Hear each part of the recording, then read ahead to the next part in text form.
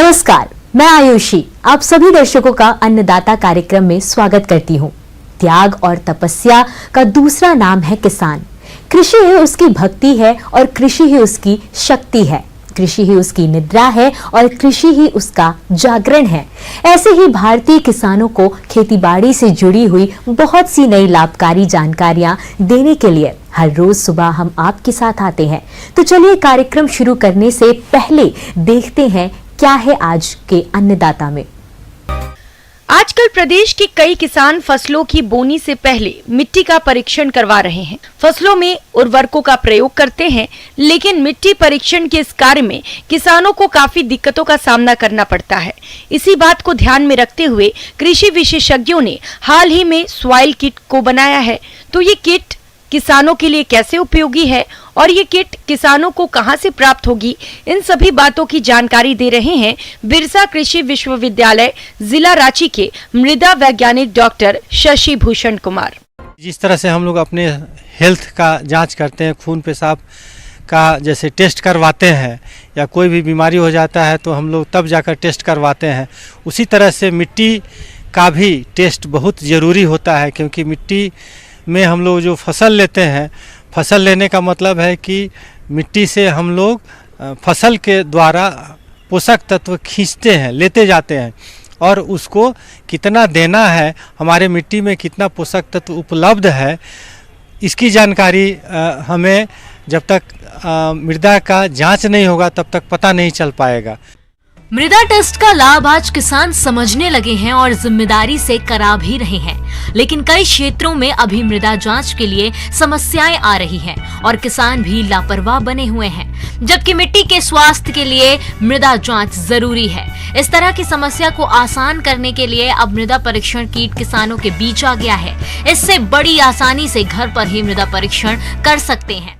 और मृदा जांच अगर झारखंड का परिप्रेक्ष्य में देखा जाए तो हमारे राज्य का जो मिट्टी है ये अम्लीय, ज़्यादातर मिट्टी अम्लीय स्वभाव का है, जिसमें कि हम लोग उसको ठीक करने के लिए चूना का उपयोग करते हैं, बुझा हुआ चूना का उपयोग करते हैं। लेकिन सिर्फ अम्लीयता ही नहीं बल्कि हमारे मिट्टी में nitrogen, phosphorus, potash, zinc, boron और भी इस तरह से बहुत 16 पोषक तत्व है जो हमारे पौधों को आवश्यकता पड़ती है। फसलों को आमतौर पर 17 पोषक तत्वों की जरूरत होती है, जिसमें से कुछ प्राकृतिक रूप से मिलते हैं, लेकिन कुछ तत्वों को जरूरत के हिसाब से देने की जरूरत पड़ती है। और ये तत्व मिट्टी में कितनी मात्रा में है या नहीं, इसकी जानकारी के लिए मृदा टेस्ट ही कराना पड़ता है। और इसका कौन सा पोषक तत्व कितना कम है, कितना मीडियम रेंज में है और कौन सा अधिक रेंज में है, इसका पता तभी चलेगा जब आप अपने मिट्टी का जांच कराएंगे। और मिट्टी जांच कराने के लिए आप अपने मिट्टी का नमूना लेबोरेटरी जो है मिट्टी जांच का हमारे पूरे झारखंड प्रदेश में या और भी दूसरे राज्यों में, पूरे इंडिया में चारों तरफ मिट्टी जांच प्रयोगशाला रखा हुआ अवस्थित है, उसमें आप अपने मिट्टी को ले जाकर जांच करवा सकते हैं।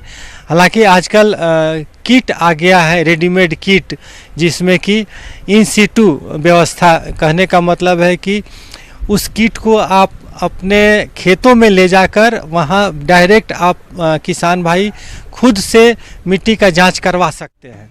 मृदा परीक्षण किट किसानों की जरूरत को समझकर बाजार में लाया गया है, जिसका प्रयोग करना बहुत आसान है। थोड़ा बहुत पढ़ा लिखा किसान इससे मिट्टी परीक्षण खुद ही कर सकता है। इसमें क्या होता है कि किट मार्केट में उपलब्ध है। ये बहुत तरह का किट मार्केट में महंगा से महंगा और सस्ता से सस्ता किट मार्केट में उपलब्ध है। जो सस्ता किट है उसमें जो पोषक तत्व है वो कम संख्या में उसका जांच होगा, जैसे नाइट्रोजन, फास्फोरस, पोटास, पीएच और ऑर्गेनिक कार्बन, इसका आप जांच किट से कर सकते हैं। और कुछ ऐसे भी किट हैं जिसमें कि हम माइक्रो न्यूट्रिएंट का भी जांच कर सकते हैं। और ये किट मार्केट में उपलब्ध है, आप बाज़ार में जाकर इसको खरीद सकते हैं। इसका जो मूल्य है बहुत वैरी करता है। हमें लगता है इसका मूल्य करीब 1500-1600 से लेकर और 60-70 हज़ार 1 लाख तक इसका मूल्य है। अपने गांव में एक समूह बनाकर उस किट को लेते हैं। उस गांव में कोई ज़रूरी नहीं है प्रत्येक खेत की मिट्टी का जांच करे। एक तरह का खेत जिस एरिया में है उस सारे खेतों का मोर और लेस एक ही टाइप का रिजल्ट आता है। उस पोषक तत्व की कमी नॉर्मली ऐसा देखा जाता है। तो जो कम रेट का है 2000-2500 के आसपास में मिलता है, वैसे मार्केट में आप जाएंगे देखेंगे बहुत तरह का किट उपलब्ध है। उसका जो कम रेट का होता है उसमें जो जांच करेंगे नंबर ऑफ सैंपल जो होता है, सैंपल 50 सैंपल आपको जांच कर पाएंगे या 100 सैंपल जांच कर पाएंगे। उसके बाद फिर से उसमें केमिकल रिफिल करना पड़ता है जिसका कि फिर से पैसा लगता है।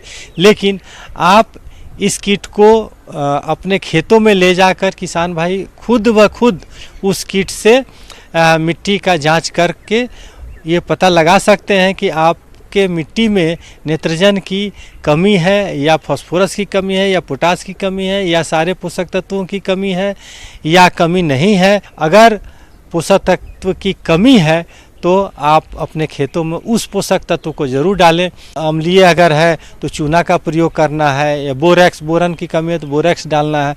तो इस तरह से आप कीट का उपयोग करके भी आप अपने खेतों में पता लगा सकते हैं किस पोषक तत्व की कमी है। और एक बार आप अपने मिट्टी का नमूना जांच कर लें तो 3-4 साल तक बहुत जल्दी चेंज नहीं होता है। कम से कम 3-4 साल आप का वही नेचर रहेगा खेतों के जो पोषक तत्वों का जो नेचर है। तो 50 नमूना भी अगर एक किट से जांच करते हैं तो वो भी कम नहीं है। एक किट से 50 वाला किट से या 100 वाले किट से अगर एक ले लेते हैं तो आपको 4-5 साल तक वो काम करेगा। तो ये इस तरह से अगर समूह बनाकर करें तो काफ़ी सस्ता पड़ेगा। ये थी कुछ उपयोगी जानकारियां। अब लेते हैं एक छोटा सा ब्रेक। जल्द लौटेंगे और जानेंगे आगे के कार्यक्रम में क्या है महत्वपूर्ण जानकारियां। बने रहिए हमारे साथ। ब्रेक के बाद आप सभी दर्शकों का स्वागत है। चलिए अब रुख करते हैं अगली कड़ी की ओर। प्रदेश के जिन किसानों ने बोरो धान की रोपाई समय से कर दी थी, उनकी फसल अभी बढ़वार की अवस्था में है। ऐसे में फसल की बढ़वार सही तरीके से होती रहे और फसलों में किसी प्रकार की कीट व्याधियां न लगे, इसके लिए फसल की देखरेख सही तरीके से करने की जरूरत है। देखिए हमारी खास रिपोर्ट। कुछ क्षेत्रों में बोरो धान की खेती होती है। इस बोरो धान की अच्छी उत्पादकता के लिए किसान भाई को समुचित कर्षण प्रबंधन करना चाहिए जिससे कि उसकी अच्छी उपज हो सके। अमूमन बोरो धान की जो किस्में लगाई गई है वह करीब 40-50 दिनों की हो गई होगी। किसान भाइयों को इस स्थिति में खरपतवार नियंत्रण पर ध्यान देना चाहिए और खरपतवार नियंत्रण के लिए अगर पंक्ति में बुआई की गई है तो कोनोवीडर की सहायता से खरपतवार निकालते हैं। हर एक 15 दिन पर कोनोवीडर चलाते हैं। इसके अतिरिक्त अगर खरपतवार की समस्या है तो हाथ से निकौनी कर किसान भाई खरपतवार निकाल करके पौधे की अच्छी बढ़वार कर सकते हैं। इसके अतिरिक्त अभी मार्च-अप्रैल महीने में पानी की काफ़ी पौधों की ज़रूरत पड़ती है। बोरो धान की जो किस्में हैं उसमें 12 से 15 सिंचाई की आवश्यकता पड़ती है। ऐसी स्थिति में किसान भाई को उचित जल प्रबंधन पर ध्यान देना चाहिए जिससे कि अच्छी पैदावार हो सके। उर्वरक प्रबंधन में जो दूसरी उपनिवेशन का समय आ गया है और बाली निकलने से पूर्व 20 किलोग्राम नाइट्रोजन प्रति हेक्टेयर की दर से उपनिवेशन करना चाहिए। इसके अतिरिक्त पौधा संरक्षण पर ध्यान देना चाहिए। देखा गया कि धान में कई तरह के कीड़े एवं बीमारी का प्रकोप होता है। धान में लगने वाले जो मुख्य कीड़े हैं उसमें गंधी कीट, तना छेदक कीट आदि प्रमुख हैं। गंधी कीट से फसल की सुरक्षा के लिए मालाथियन 5% धूल 8 से 10 kg प्रति एकड़ की दर से खेतों में भुरकाव करना चाहिए। तना छेदक कीट की सुड़िया काफी हानिकारक होती है। यह हल्के पीले शरीर वाली तथा नारंगी पीले सिर की होती है। मादा सुड़े के पंख पीले होते हैं। यह पौधे की गोब में प्रवेश कर जाती है, जिससे पौधे की बढ़वार रुक जाती है। कीट पौधे की गोब के तने को काट देती है, जिससे गोब सूख जाता है और बालियों का रंग सफेद पड़ने लगता है। 5% प्रति वर्ग मीटर से अधिक गोब मृत होने पर रसायनों का प्रयोग करना चाहिए। तना छेदक की रोकथाम के लिए कार्बोफुरान 3G 20 किलोग्राम प्रति हेक्टेयर की दर से भुरकाव करें। धान में कई तरह के रोग का भी आक्रमण होता है, जैसे कि ब्राउन स्पॉट भूरी चित्ती रोग। भूरी चित्ती रोग से बचाव के लिए किसान भाई को कार्बेंडाजिम एवं मैंकोजेब मिश्रित दवा जैसे कि साफ आदि का 2 ग्राम प्रति लीटर की दर से छिड़काव करना चाहिए। इसी तरह से खैरा रोग का भी आक्रमण होता है। खैरा रोग जिंक की कमी से होने वाला रोग है। खैरा रोग धान में लगने वाला एक रोग है, जिसमें पत्तियों पर हल्के पीले रंग के धब्बे बनते हैं, जो बाद में कत्थई रंग के हो जाते हैं। पौधा बौना रह जाता है और व्याध कम होती है। प्रभावित पौधों की जड़ें भी कत्थई रंग की हो जाती है। यह रोग मिट्टी में जस्ते की कमी के कारण होता है। इससे बचाव के लिए 5 किलोग्राम जिंक सल्फेट एवं 2.5 किलो भुजा चूना अलग अलग मिट्टी के बर्तन में पानी में डाल करके रात भर छोड़ देते हैं।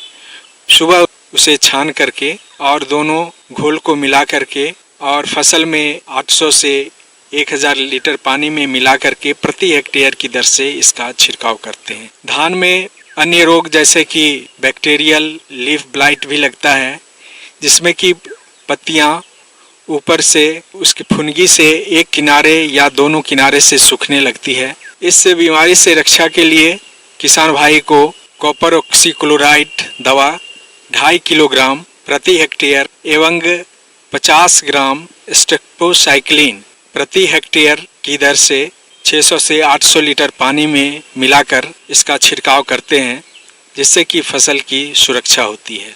इस प्रकार किसान भाई उचित कृषि प्रबंधन एवं पौधा संरक्षण का प्रयोग कर अच्छी उपज बोरो धान की ले सकते हैं। आगे और भी है कुछ रोचक जानकारियां, पर यहाँ पर रुकेंगे एक और ब्रेक के लिए। जल्द हाजिर होते हैं। ब्रेक के बाद एक बार फिर से आप सभी दर्शकों का अन्नदाता कार्यक्रम में स्वागत है। बढ़ते हैं अगली प्रस्तुति की ओर। मौसम के अनुसार प्रबंधनों पर ही टिकी है आपकी खेती बाड़ी, इसलिए मौसम पूर्वानुमान और उस पर आधारित साप्ताहिक कृषि सलाह इस प्रकार है। ग्रामीण कृषि मौसम सेवा डॉक्टर राजेंद्र प्रसाद केंद्रीय कृषि विश्वविद्यालय समस्तीपुर बिहार द्वारा भेजे गए मौसम पूर्वानुमान रिपोर्ट के आधार पर किसानों को सलाह दी जाती है कि भिंडी की फसल में लीफ हॉपर कीट की निगरानी करते रहें। यह कीट दिखने में सूक्ष्म होता है। हरे रंग के छोटे कीट और प्रौढ़ दोनों भिंडी की पत्तियों के निचले हिस्से में रहते हैं और रस चूसते हैं, जिसके फलस्वरूप पत्तियां किनारे से पीली होकर सिकुड़ जाती हैं और प्यालानुमा आकार बनाकर धीरे धीरे सूखने लगते हैं। इस कीट का प्रकोप दिखाई देने पर इमिडाक्लोप्रिड 0.5 मिलीलीटर प्रति लीटर पानी के हिसाब से घोल बनाकर छिड़काव करें। गर्मा सब्जियों जैसे भिंडी, नेनुआ, करेली, लौकी और खीरा की बुआई अविलंब संपन्न करें। विगत माह बोई गई सब्जियों की फसल में आवश्यकता अनुसार निकाई गुड़ाई करें। इन फसलों में कीट की निगरानी करते रहें। कीट का प्रकोप फसल में दिखने पर मेलाथियान 50 EC या डाइमेथेट 30 EC दवा की 1 मिलीलीटर मात्रा प्रति लीटर पानी के हिसाब से घोल बनाकर छिड़काव करें। प्याज की फसल में थ्रिप्स कीट की निगरानी करें। थ्रिप्स प्याज को नुकसान पहुंचाने वाला मुख्य कीट है।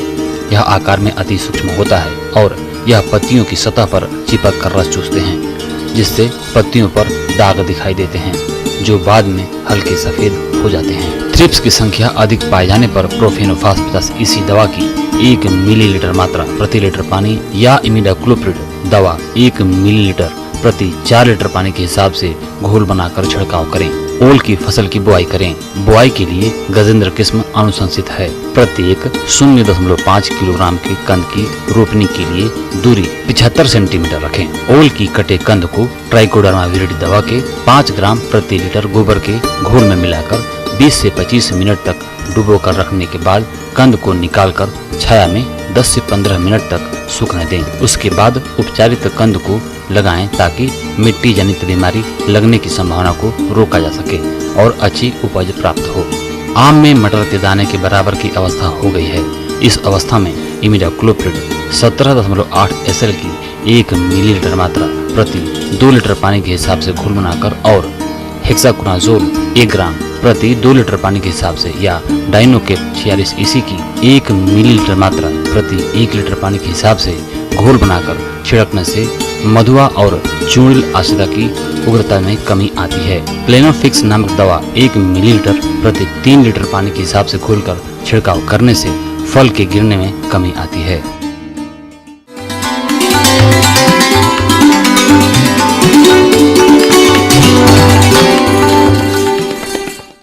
अन्नदाता हेल्पलाइन निशुल्क फोन संपर्क सेवा के माध्यम से आपके द्वारा पूछी गई समस्याओं में से 1 या 2 महत्वपूर्ण समस्याओं को हम अपने कार्यक्रम में शामिल करते हैं। इसी के तहत आज की चयनित समस्या और उसका जवाब इस प्रकार है। अन्नदाता निशुल्क फोन संपर्क सेवा के माध्यम से पूछे गए प्रश्नों में से आज हमने जिस प्रश्न को कार्यक्रम में शामिल किया है उसे पूछा है ग्राम हरपुर, जिला हाजीपुर के कृषक सोनू यादव ने। ये वेस्ट डिकम्पोजर के बारे में संपूर्ण जानकारी चाहते हैं। तो सोनू यादव जी, आपकी जानकारी के लिए प्रस्तुत है कार्यक्रम का ये अंश। राम राम किसान बंधुओं, जिस तरह से आप देख रहे हैं किसान बंधुओं की जैविक खेती का प्रचलन जो है तेजी से बढ़ रहा है। इसका कारण ये है कि जोत का जो दायरा जो है कम होता जा रहा है। हर किसान के पास जोत की जमीन कम होती जा रही है। और दूसरा किसान बंधुओं, शुद्ध अनाज मतलब बिना जो है रसायन युक्त जो है अनाज की मांग जो है आज बहुत तेजी से शहरों में बढ़ रही है। मतलब हर आदमी जो है आज जो है रोग मुक्त रहना चाहता है और जो है शुद्ध जो है खाना चाहता है। जब शुद्ध खाएगा तभी जो है पहले की तरह लोगों की तरह जो है रोग मुक्त जो है रह सकता है।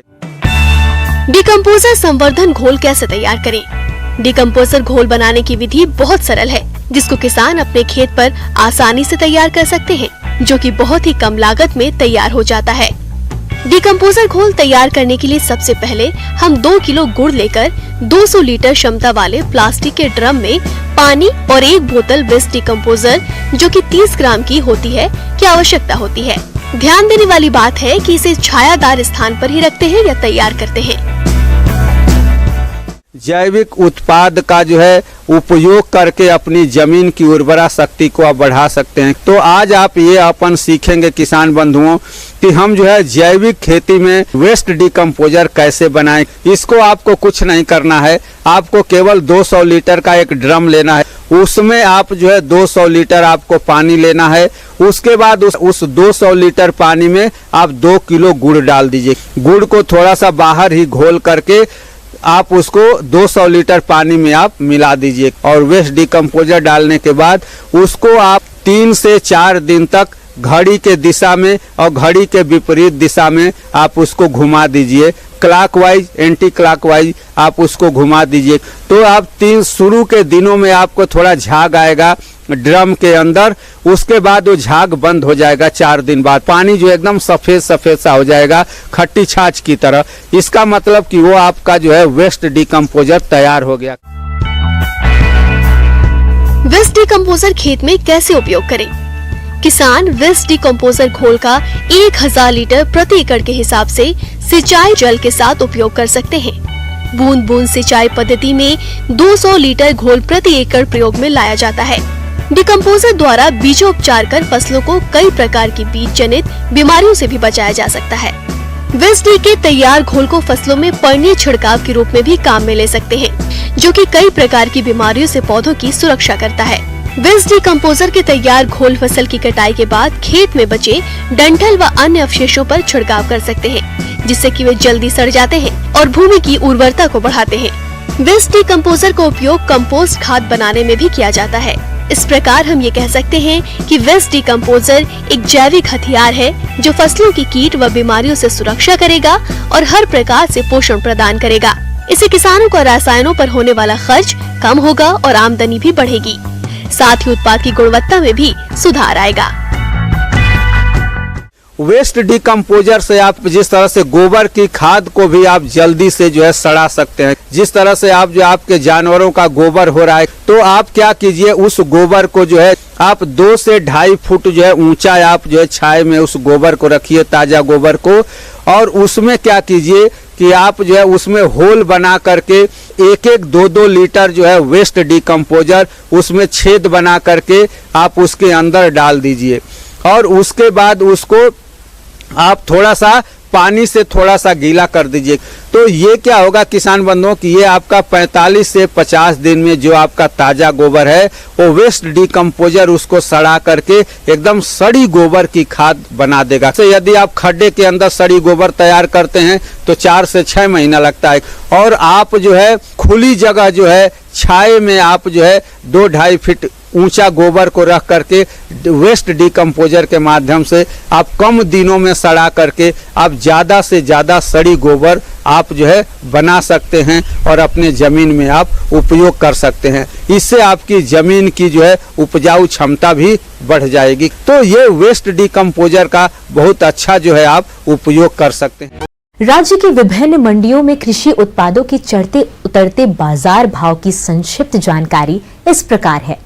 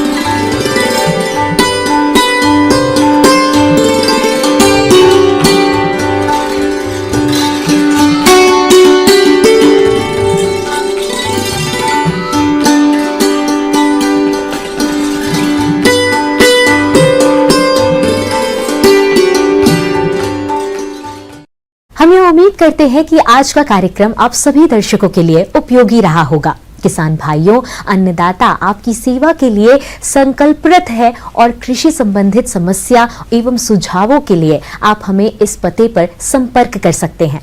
प्रोड्यूसर अन्नदाता news 18 Bihar Jharkhand, Ramoji film city Hyderabad 501512। साथ ही आप हमें ईमेल कर सकते हैं। हमारा ईमेल है p18annadatta@nw18.com। इसके अतिरिक्त आप हमें निशुल्क हेल्पलाइन नंबर 180088922163 पर सोमवार से शनिवार सुबह 10 से शाम 4 बजे के बीच संपर्क कर सकते हैं। फिलहाल अन्नदाता की पूरी टीम को इजाजत दीजिए। कल फिर इसी समय आपसे मुलाकात होगी कृषि संबंधित कुछ और महत्वपूर्ण जानकारियों के साथ। नमस्कार।